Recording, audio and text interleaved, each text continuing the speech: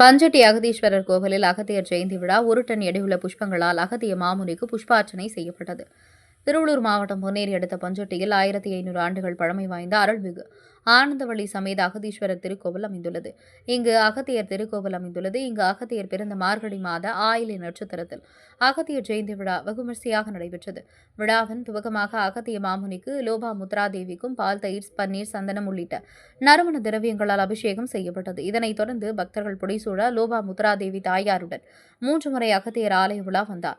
இதையடுத்து மேலதாளம் முழங்க சுமார் 1 டன் எடையுள்ள சாமந்தி, ரோஜா, மல்லி, தாமரை, சம்பங்கி, முல்லை உள்ளிட்ட 23 வகையான புஷ்பங்களை கொண்டு சிவாச்சாரியார்கள் வேத மந்திரம் மோதியவாறு அகத்திய மாமுனிக்கும் தாயார் லோபா முத்ரா தேவிக்கும் புஷ்பார்ச்சனை செய்தனர். புஷ்பார்ச்சனை நிறைவடைந்ததும் மகரிஷி அகத்தியருக்கு மகா தீபாராதனை காட்டப்பட்டது. விழாவில் ஏராளமான பக்தர்கள் பங்கேற்று அகத்திய மாமுனியை தரிசித்து சென்றனர். உடனுக்குடன் செய்திகளை தெரிந்து கொள்ள தமிழ்நாடு 24 நியூஸ் சேனலை சப்ஸ்கிரைப் செய்யுங்கள். லைக், ஷேர் பண்ணுங்க. நன்றி.